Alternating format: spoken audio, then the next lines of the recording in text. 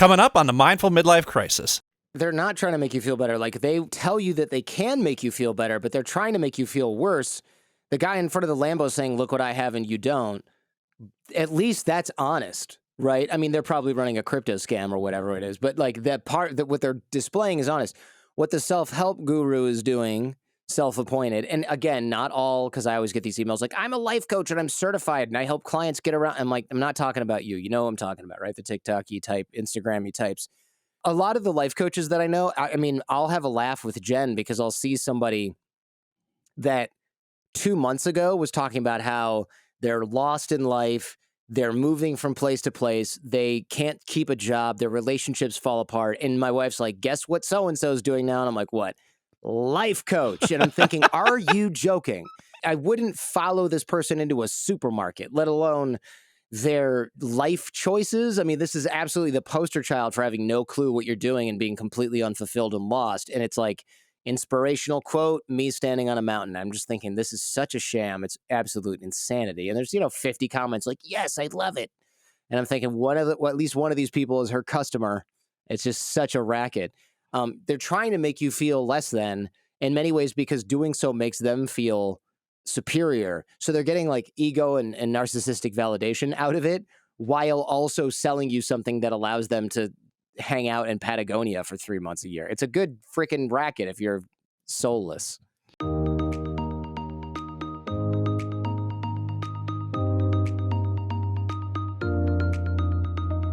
Welcome to the Mindful Midlife Crisis, a podcast for people navigating the complexities and possibilities of life's second half.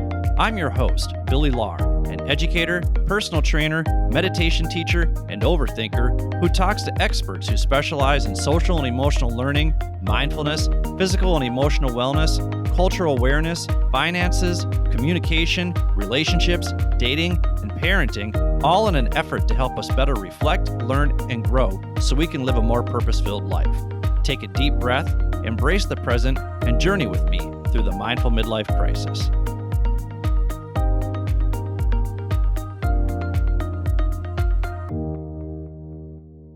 Our guest today is Jordan Harbinger. Jordan is the host of the Jordan Harbinger Show, which decodes the stories, secrets, and skills of the world's most fascinating people and turns their wisdom into practical advice that you can use to impact your own life and those around you.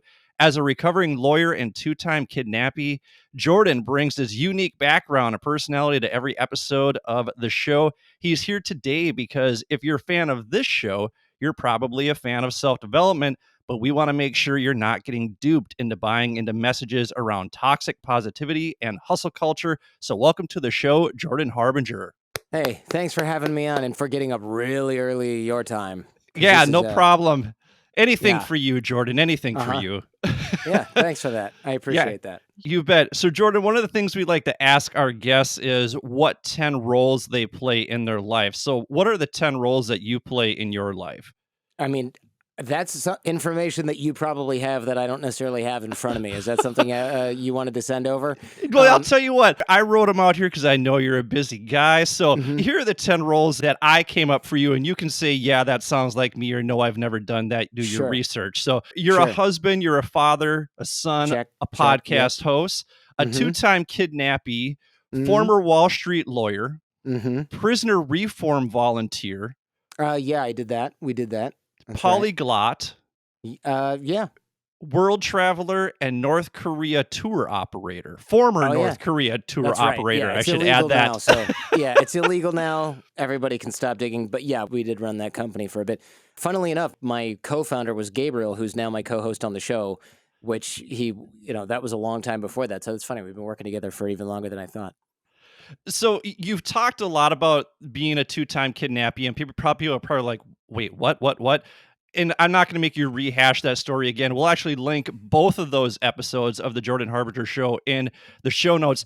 The only question I have for you about that is when you talk about the Mexico kidnapping, you kind of leave it open-ended as to whether or not that person who kidnapped you lived or died. So there's that. So my question is, how long were you looking over your shoulder after that happened? Quite a while, because it's traumatizing. So since most people don't know what happened, there is an episode of the show that talks about this, but it ended in a physical conflict between me and this cab driver who basically kidnapped me. And he ended up unconscious and I ran, but I'm like, the open end is he dead or is he alive? Did he just wake up like what the hell was that? Or is he still dead? The answer is I really don't know how that ended, but I did look over my shoulder, of course, while I was in Mexico. And even when I got back to the States, I was like, what if they call? And I'm like, I even checked with attorney friends and I was like, if something happened in Mexico, can I get sent back there? And they're like, nah, it's very unlikely that you would get sent down there for something unless there was like, they probably not going to bother with that.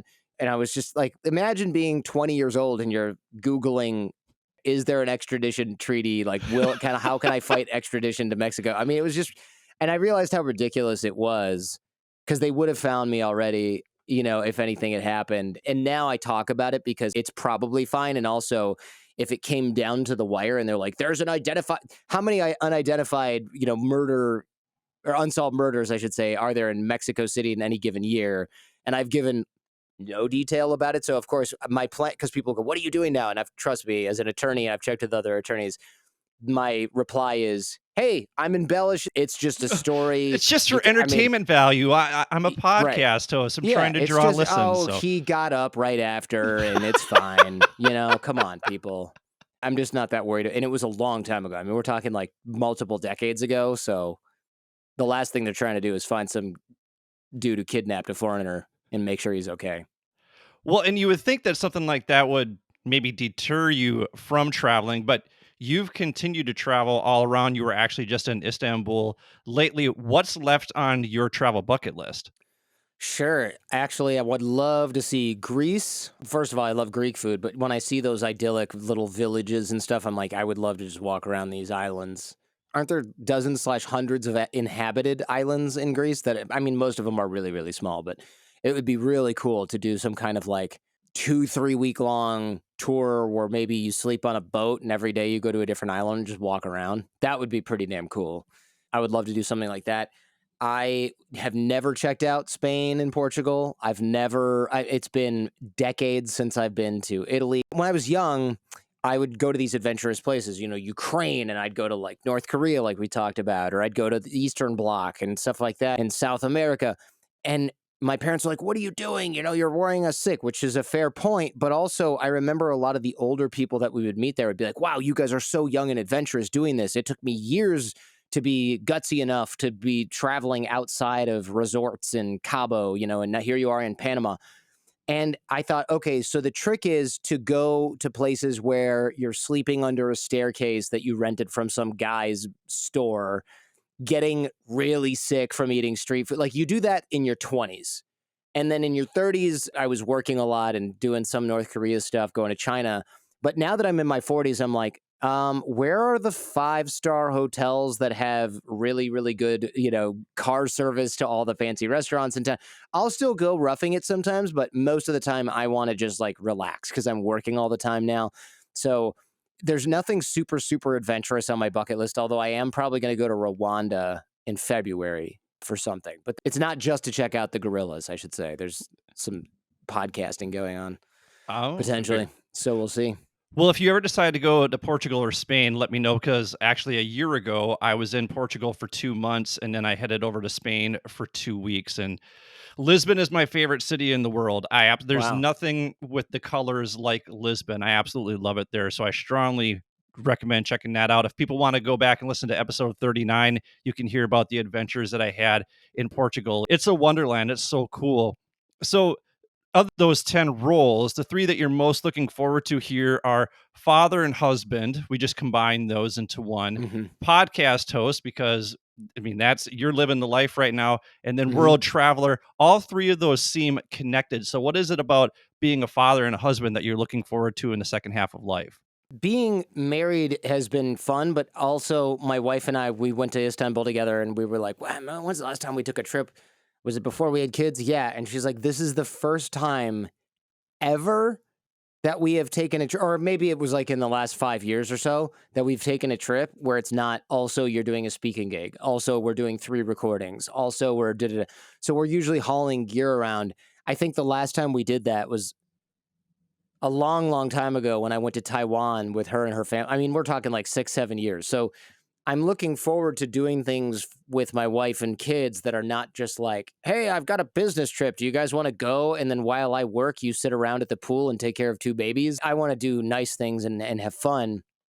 And we never even took a honeymoon. People go, oh, but what about your honeymoon? We didn't have one. So that kind of thing makes me want to just slow down a little bit during certain times and do something along those lines. Even if we end up doing the proverbial honeymoon, also taking kids and family along, I don't care. But that is exciting to me. Also, I see a lot of people who have kids say, you only have 18 summers. And I'm thinking, yeah, but for like 8 of them, they're really little. And then for 4 of the remaining ones, they're like, I don't want to hang out with my parents. So you have like 3 or 4 summers where they give a crap and are conscious human beings that are interested in hanging out with you, right? So maybe you have 18, but technically, but you have like 9 that they're aware of, and then like half of those that they actually want to go and hang out with you in. So I'm definitely going to be that dad who's like, okay, school ends on Friday. Sunday, we're flying to Europe for 3 months, and then, South Africa and wherever. And they're going to, only in the time that they're excited about it. Because once they get to be like 13, 14, or maybe 14, 15, I don't know, they're going to be like, I want to hang out with my friends. They're not going to care about that.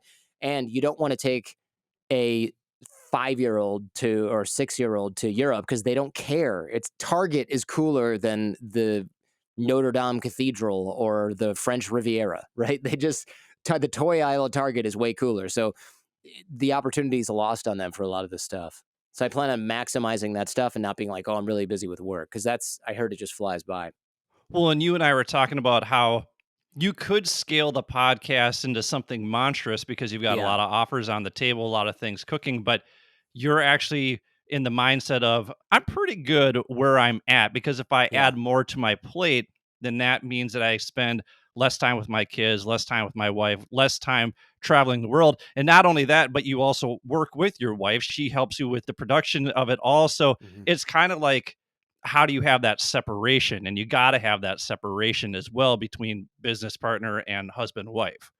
Yeah, my wife wants me to work less. She's like, can you not do as much? And I'm thinking the way to do not as much is to grow to a certain point. Because with podcasting, right, if 100,000 people listen to something, you get paid more than if 100 people listen to it. But the production work is basically the same, mostly, right? I mean, certain things you can't afford to do when you have 100 listeners versus 100,000. But the truth is, if you're going to create the best thing you can, then you'd much rather have 100,000 people listening than 100. So I'm like, okay, if I want to do less work, what I have to do is grow so that each one pays more. And the way you grow is you buy advertising and all this stuff and marketing. So that's good. But up to a certain point, then you get into, oh, but I should just keep growing because it's working. And then it's like, but wait, why are you doing that? Now you're just going more, more, more, and you're spending a bunch. So you're not saving more. Your retirement date's not getting closer. You're not able to enjoy more. You're actually just reinvesting the profits. And then at some point, it doesn't matter, because at some point, like, what if you do build a $50 million business, but you're a guy like me who just lives within his means, or so I should say below his means, like I was raised to do. I don't need to die with 30 million. Like, dying with $10 million is the same as dying with $50 million. So why work any single extra minute trying to get to a place where your bank account is fatter when you croak? You give your kids something, but what's that Warren Buffett quote? Give them enough to do whatever they want, but not enough for them to do nothing. And I feel like I'm definitely going to do that. So anything extra that I earn is just going to end up at some charity fund that I won't be able to administer because I'm dead. And so I'm trying to find that point at which I'm like, we're good. I'm not going to work any harder, and then try and work less by like hiring people to do this thing and cutting out this other thing I don't like to do. So I'm constantly trying to outsource, or I should say, get rid of things that don't need to be done at all, outsource things that can be outsourced, and then focus on things I enjoy doing. But it is a challenge, because when you sort of crack the code for podcast growth, for example, the last thing you want to then do is go, okay, I'm done, even though every month I'm growing by like 2%. No, I'm just done now. That's kind of a weird thing to do as an entrepreneur, because you've spent decades trying to get more. And it's sort of counterintuitive to go, okay, I'm done growing. And that's Oh, kind of what artists do, right? They don't like Banksy doesn't go, crap, man, I better crank out 2 paintings a day.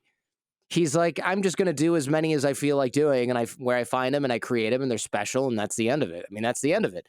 So you have to think more about being like a creator and an artist versus being like a widget factory. Trust me, every network that gets me on is like, okay, can you do a daily show? And I'm like, well, if somebody does all the prep and I show up for it, and they're like, great, hire this person. And I'm like, but then I have to manage them. Hire a manager. Okay, so I got a manager. They're managing these people. They're prepping a daily show. I show up for it.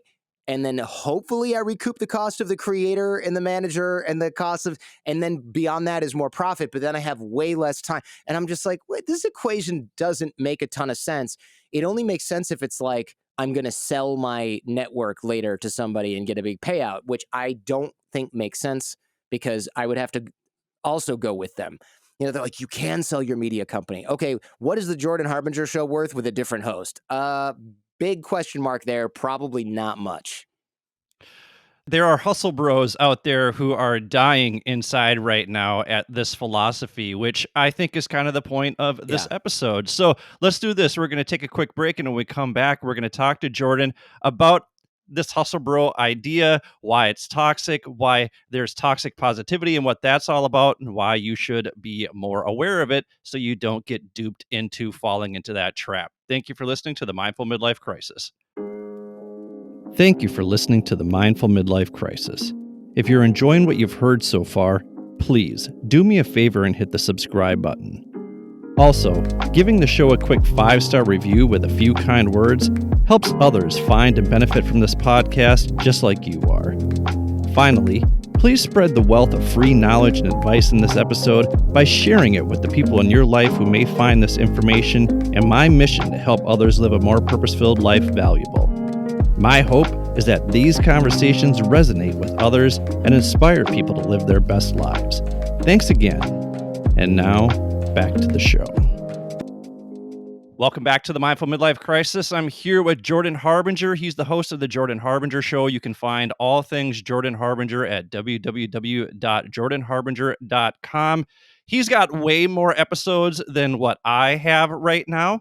Actually, you have 10 times more episodes, but you've been doing this longer too. You've been doing this True. for 10 years. So if you don't know where to start with his show, go to www.jordanharbinger.com/start, and you can figure out which episodes to start with. That's actually what I did. I'm a big fan of the show. It's part of my daily routine because I'm trying to get caught up on all 700 episodes by, I don't know, the end of 2025. That's that's my goal. So Jordan, you have a genuine desire to help people develop the skills of the world's most brilliant minds through the conversations you have on your show, but you do it with a flair of entertaining snarkiness and total contempt for toxic positivity. How much of that do you attribute to growing up in Detroit and traveling extensively around the world and working on Wall Street as a lawyer? Yeah, that's interesting. I probably growing up in the Midwest, we're not afraid to kind of make fun of ourselves, make fun of things. I mean, that's maybe very American in general, but my family's kind of that way too. And there's a lot of self-help nonsense out there that I think I came across early in my 20s and I was like, some of this is really good. But then I was like, wait a minute, a lot of this doesn't make any sense. And then now, as sort of Instagram/TikTok life coaches are exponentially more than they were in the 20s, I just realized how derivative, stupid, outright nonsense most of it actually is. And so my Wall Street attorney, where I worked with a bunch of dudes from New York, Brooklyn, whatever, where we were constantly ripping on each other, I take that vibe and I sort of bring it into what I talk about on the Jordan Harbinger show from a scientific perspective or from, an educational perspective, which is, hey, if you think about what this person just said, this makes no sense, or this common bit of conventional wisdom is actually totally wrong. And I'm also very against the toxic positivity and the conventional wisdom of, put that in air quotes, of self-help, because it mostly just makes people feel bad. I'm not saying like all self-help is useless or that you're not going to get anything from winning how to win friends and influence people or whatever it is. But most of it is designed, especially the internet stuff, to sell you the product that that person sells so that they can like go back to the pool in Bali, right? They the people that are trying to make you feel less than by either setting up hustle videos or motivational stuff or like crazy calendar systems that are unnecessary. Most of them have taken that from somewhere else, but most of them never use it themselves. And additionally, most of them are just trying to get you to feel like you're not doing enough or you're not being enough so that they can sell you the thing that supposedly allows them to be enough. So they're just selling a lifestyle and a mindset just like any D-bag who's always leaning up against a new Lamborghini is on Instagram. They're just less transparent than the guy who's like, buy my cryptocurrency and you can get a car like this. The self-help person is actually saying, I just want you to be better. And it's like, well, but also I want you to buy my course and it's a calendar, but it's $100 and it comes with a marker and it's the system that I invented by talking to billionaires. And I'm like, guys, stop, just stop. You don't follow this. You don't even use your phone calendar. You're the guy who can't reply to an email or a text message in under a month. You're selling productivity. Give me a freaking break, man. And it's a lot of people who are pretending to be somewhere in life that are usually not there, or they are there and they're discounting all of the other factors such as luck, right place, right time, right connections, set of talents. And they're like, you too can do this. And it's like, you're literally not qualified to tell me that I can do this. You have no idea if I can do this. You just want to sell me your stupid thing. And so it really does grind my gears, a lot of these people. Well, and it's interesting that you talked about that a lot of this self-help actually makes people feel worse. And Mm-hmm. that we talk about there's all sorts of research around how social media has an impact on our self-esteem, and that's where a lot of people find the self-help stuff too. So I like that idea of that these self-help people are trying to get you to feel better, but they're doing it in the sleaziest way, just like the guy standing next to his Lamborghini. I like that image. Well, they're not trying to make you feel better. Like they tell you that they can make you feel better, but they're trying to make you feel worse. The guy in front of the Lambo saying, look what I have and you don't. At least that's honest, right? I mean, they're probably running a crypto scam or whatever it is, but like that part that what they're displaying is honest. What the self-help guru is doing, self-appointed, and again, not all, because I always get these emails like, I'm a life coach and I'm certified and I help clients get around. I'm like, I'm not talking about you. You know what I'm talking about, right? The TikTok you type, Instagram you types. A lot of the life coaches that I know, I mean, I'll have a laugh with Jen because I'll see somebody that 2 months ago was talking about how they're lost in life. They're moving from place to place. They can't keep a job. Their relationships fall apart. And my wife's like, guess what so-and-so is doing now? And I'm like, what? Life coach. And I'm thinking, are you joking? I wouldn't follow this person into a supermarket, let alone their life choices. I mean, this is absolutely the poster child for having no clue what you're doing and being completely unfulfilled and lost. And it's like, inspirational quote, me standing on a mountain. I'm just thinking, this is such a sham. It's absolute insanity. And there's, 50 comments like, yes, I love it. And I'm thinking, at least one of these people is her customer. It's just such a racket. They're trying to make you feel less than in many ways because doing so makes them feel superior. So they're getting like ego and narcissistic validation out of it while also selling you something that allows them to hang out in Patagonia for 3 months a year. It's a good freaking racket if you're soulless. You're a son of a bitch because I'm sweating here now because I've actually quit education and I thought about, oh, maybe I should get my life coach certification because I There you go. still like this idea of helping people, the educator in me, the teacher in me, and all that. And now it's like,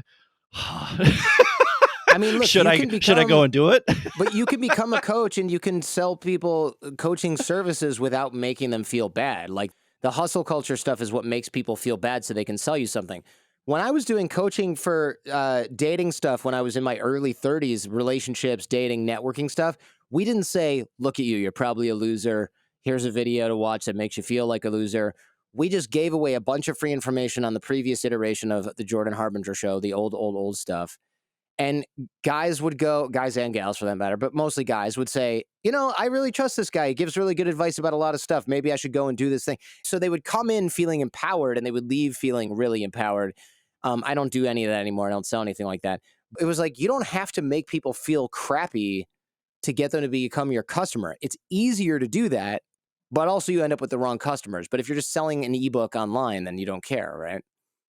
Well, now on Fridays, you and your producer, Gabriel Mizrahi, you respond to fan mail that asks for your advice. And Right. some of these topics are real doozies, to use Mm-hmm. your word. Yet you and Gabe always present multiple angles of that situation, and you always provide like a helpful script for people writing in case they need something in order to address that issue. What have you learned about the way you listen to someone and offer them advice when you're actually in person as opposed to Mhm. when you have time to compose something profound, research, and legitimately helpful? Yeah, I would say one of the biggest revelations of people who ask for advice are that most people who are asking for advice are not actually asking for advice. They're asking you to help them rationalize a decision that they've already made. And an example that I give that's just an innocuous one, because there's all a billion of them, but there was a kid who hit me up on Instagram and was like, should I start a clothing brand? And I was like, what's your experience in clothing? None, but I'm really good at designing and I love clothes. And I was like, cool. I would get a job at a retailer and then aim for corporate, because he was like, not yet started college, or maybe he was in college, or maybe just graduated from college. But I was like, start at the bottom, get retail experience and or work in corporate at a place literally like the Gap. It's a big international franchise. You can work at a different store if you want to, whatever, floats your boat. And he's like, but should I just skip all that and start my own clothing line? And I go, no, you're going to be better off income wise paying your student loans if you get a job, and you're going to learn more. You're going to learn on someone else's dime. They're going to pay for your mistakes. They're used to that, right? You're going to get a lot of experience and spend like 5 to 10 years doing that, unless you have a shortcut like your uncle is Damon John from Shark Tank and he's got manufacturing connections and whatnot. And then I followed up like a month later, because I put that in a folder on my phone. I usually don't bother with this, but I was curious. And I followed up a month later. I said, hey, how's it going? Like, did you start your own clothing line? Or did you get a job? And he goes, I'm not talking to you. He cussed me out. And I was like, what's up? And he's like, all you do is stamp on people's dreams. And I was like, what an idiot, first of all, absolute knucklehead. But I was like, oh, I get it. You didn't really want advice. You wanted me to be like, yeah, go for it. If you set your mind to it, well, shucks, you can do anything you want. But you can't. That's nonsense. Anybody who tells you that has no idea what they're talking about, is just trying to make you feel better. So I told this kid actual advice, but I realized he had absolutely no interest whatsoever in getting real advice. He just wanted permission to do something he'd already decided to do. And since I counteracted that, he could either go, this person that I trusted by asking for advice thinks this is a bad idea. His choice was to go, I better change my mind, or path of least resistance. Well, I guess Jordan Harbinger's actually an idiot and I shouldn't listen to anything he says. And he just chose that. And of course, now he's constantly shilling, multi-level marketing protein shakes on Instagram because he's broke and has no job and is not designing a clothing line, just didn't want to work. And which is not a good trait in an entrepreneur or would-be entrepreneur, especially in the clothing and textile space. I'll tell you that. So, but I see this all the time. Should I break up with him? Yes, he's terrible. You don't even understand him. He loves me. It's like, oh, okay, you didn't want advice. You wanted me to be like, no, girl, love finds a way, which it doesn't and shouldn't always. These people just want you to tell them to follow your passion, Jordan. Why Totally. won't you just Yeah. give them what the people want? You know what Right. I It's just mean? bad advice. If you want bad advice, there's plenty of places to go and get it. If you want real advice, you can write into me. That's why I don't give advice on Instagram anymore or on social anywhere. I'm like, this is a good one for Feedback Friday. And when people start to write up their question, which by the way filters out 90% of like, should I take this job? Because they don't really care about my answer. But when they start to write it out and they clarify their thinking, half the time people will write in and go, I'm only sending this because I'm done typing it, but I really don't need a reply because typing this out has answered the question for me. And then I don't have to ask them 87 questions about what their goals are or whatever, because they've already written it out. And also because I can put that on the show. I used to spend just way too much time talking with people and then find out that they like didn't even open that email or whatever because they didn't like where the conversation was headed, or I did see it, but I disagree. And I'm like, I wrote you 3 pages and your comment is I disagree after my third follow-up. Like, how entitled are you? This is insanity. Well, So yeah, oh, I go don't ahead. do that anymore because most people don't really want advice. They just want permission. Fine. Get permission from a YouTube, TikTok, Instagrammer. Don't waste my time with it. Here's the thing though, not all of your Friday feedbacks are that innocuous. Like when we say doozies, like you really get some extremely difficult questions. And a lot of times you and Gabe, you'll handle them on your own, but some of them you decide to outsource to professionals in law or psychology because You're talking to people with a range of life experiences who are victims of sexual harassment and abuse, extramarital affairs.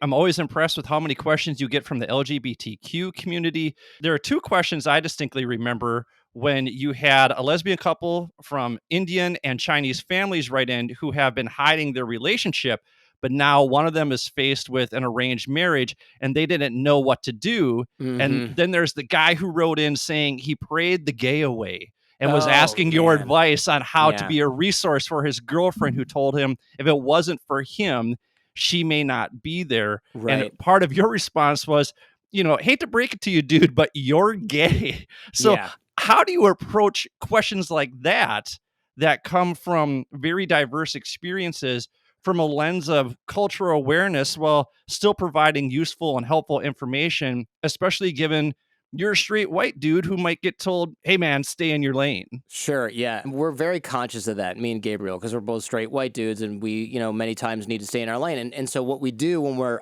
asked to stray outside our lane is we find a professional.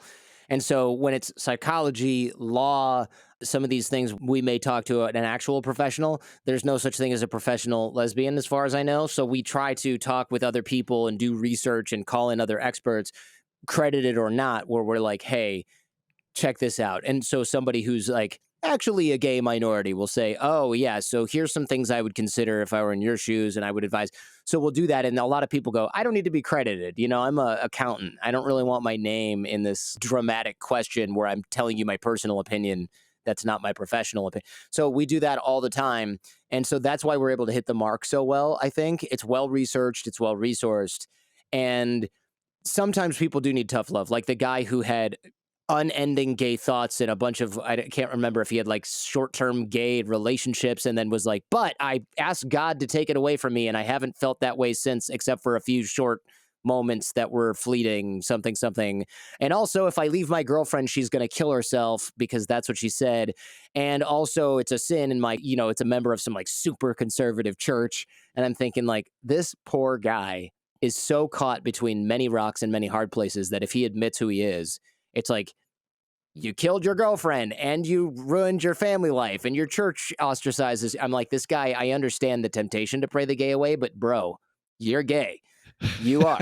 It's okay. You don't have to go and tell everyone right now, but you should at least face the fact. And he like couldn't do it. He had to rewrite reality completely to avoid the question. And what was interesting was he was like Mormon, I think, and all these other conservative Mormons wrote in and they were like, dude, you can still be gay. Like, I know the church doesn't love it, but come on, man. There's tons of gay Mormons. And even gay Mormons were like, okay, I don't put this in my Twitter bio or anything, but like, there's a lot of gay Mormons. We have Facebook groups, guys. Come on. Like, come on, dude. Like, face it. And I introduced him to a bunch of them and he's like, sorry, don't need it. By the way, y'all are sinners. And then they were just like, oh, he's one of those. We see those all the time. It's just sad. Let's take a break to process what we've discussed so far, and we'll be right back with more from Jordan Harbinger. Thank you for listening to the Mindful Midlife Crisis. New episodes come out every Wednesday to help you get over the midweek hump. If you'd like to contact me, or if you have suggestions about what you'd like to hear on the show, visit www.mindfulmidlifecrisis.com and click Contact Us. While you're there, don't forget to sign up for the newsletter. You can also click on the show notes for links to the articles and resources we reference throughout the show. If you want to check out my worldly adventures, follow me on Instagram at mindful_midlife_crisis. My hope is that my trials, tribulations, and successes will inspire you to take intentional action to live a more purpose-filled life. And while you're at it, remember to show yourself some love every now and then, too. Thanks again. And now, back to the show. But I think that speaks to the research that you do with your show and how that's significantly different than what you see in terms of people who are on Instagram. Like, do they have any real research? Do they have any real networking? And that's what's impressive about you is that you do provide network opportunities. You have a 6-minute course on your website that people can check out. I always say your network equals your net worth. Yeah. I think I heard that from my friend, Dr. Don Graham, episode 28. If people want to check that out, why is network so important to, in a sense, building a lifestyle that does not revolve around believing in toxic positivity or Sure. follow your dreams? Yeah, because I mean, in part because when you have a wide and broad slash diverse network, you can ask for actual opinions. You don't need to rely as much on cliches like your network is your net worth, which is funny because that is cliche as well. But like, you don't have to rely on cliche, right? I don't need to go to Instagram and be like, oh, what would this influencer do? They would go for it. It's like, no, no, no. I can actually ask a real expert or somebody who has at least experience in this area. Should I quit my job and go all in on flipping NFTs? No, you shouldn't. But you can actually learn that not from a NFT influencer on Instagram who did the same thing and is praying they can pay their rent this month. You can do this with somebody who quit all in and went in on any business, and they'll go, you probably shouldn't quit your day job until you have a predictable and stable income stream from the thing you are doing, and you can no longer scale it without extra time from you. Like real advice. And when you're surrounded by real people giving you real advice that you can actually trust, like a network of actual humans, you're going to be much better off than if you're surrounded by the propaganda blast from everybody on Instagram or social media. Because people will say, oh, social media is like networking. No, it isn't. They're not tailoring anything to you. The advice is not tailored to you. The people don't know you. You're not really connected with them. You have a parasocial relationship where you follow them and they've never heard of you and they don't care about you probably, or very possibly. Even if they say they care about you, they don't know you exist. So technically they really don't necessarily. And they're going to give blanket advice that applies or at least sounds good to people that are looking at their stuff. Your friend or a business connection or a networking connection, they're not going to do that. They don't have an audience. You're the audience. So that's tailored to you. They've put thought into it. They're taking your circumstances into consideration, your personality into consideration, things they know about you into consideration. None of that is present in social media. So you can't replace a real life network of established real relationships with social media. People love to say that you can, but you absolutely cannot do that. It's just like, it's as dumb as saying you can do it by watching television. Oh, I'm surrounded by great people in business. Why? Because you watch Shark Tank? You don't know anything about business. You know 0.1% about how business is done on television, let alone in the real world because you watch that show. So nobody would ever say, I know a lot about business. I watch Shark Tank. People will gladly say they have a great network because of people they're talking to on frickin' Twitter, Instagram, people they follow on TikTok. It's ludicrous. It's absolutely the dumbest thing that I've ever heard, but it's such a widespread belief now because you can get wisdom from a lot of places. And I'm not saying don't get wisdom from people that are wise, good conversation, especially long form stuff that's an hour long, like this conversation. There's wisdom in here. There's good content in here. It's hard to do that in short form. And it's ludicrous to do that. That's why books are superior to clickbait news articles. You can't apply these same bits of knowledge from social media to your life. It doesn't really work. All you can do is put it on a t-shirt and wear it around. Well, and I think people who have a strong network do not succumb to this idea of follow your passion, follow your dream. And one of the people that you're connected to is Scott Galloway. He's Mm. easily one of my favorite guests of yours. Episode 204. Everybody should check that one out. Oh, he You was just guys on do it. recently too, 700 something. Yeah, he has a new book out, Adrift, which sounds really amazing. And I really enjoyed that episode too. And in 204, you guys eviscerated that mantra of follow your dreams. And you've kind of talked about already, like your issue with follow your dreams. What's better advice instead then? I mean, you can always bring passion with you, but you should find some place where your talents and work ethic have confluence, right? So, and your interests, of course. So, if you're interested in something, but you're not that great at it, you may not be able to make a living doing it. You may, who knows? You might be able to get good enough at it, but you have to figure out where your interests lie. Yes, that's the passion thing, but your talents, whether you can develop them or they already exist, are important. And also your work ethic. If you are not going to work hard enough to be in, let's say, the top 5% of radio broadcasters, you're probably not really going to make a good living doing it. And if you're already talented doing it and you have work ethic, now you're standing a good chance of being in the top 5%. But if you're not interested in it, then who the hell cares? Why would you want to be in the top 5% of something that you couldn't care less about? So you have to be really aware of where your talents lie or can be, where your work ethic lies, and of course, where your interests actually are. And people, they seem to think that if you're just really interested in something, you can make it happen, but it's complete nonsense. There's absolutely no reason anybody should believe this. Well, and I feel like people conflate passion with fun.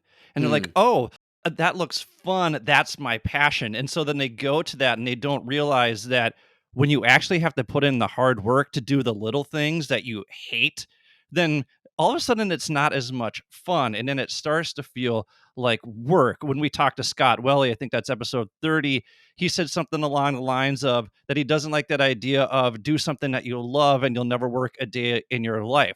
Listen, I love podcasting, but this is a lot of work, It's a lot of and work. Yeah. I'm not at your level yet where I'm getting sponsors, that kind of thing. Like, I'm paying to do this at this point in Mm-hmm. hopes that I get to some point where, like, it'll reimburse me or I'll break even in some way, but I'm passionate about it. I feel like I'm decent at it. I like talking. I think the natural teacher and orator comes out in me here in doing this, but it's still a lot of work, and I feel like passion is something that you would do for free or you would do as a side hustle until you figure out how you can monetize it or scale it in a little bit bigger fashion because you're doing all the little things that go along with it because you are committed to it in that way. So I've never liked that follow your dreams, follow your passion thing because I think it skips all of those little details that you and Scott Galloway talk about, like making sure that you have a network. It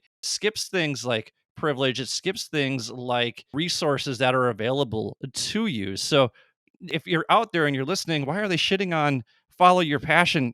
It's Mm-hmm. because it's shitty advice. It is. It's terrible advice. Yeah, exactly.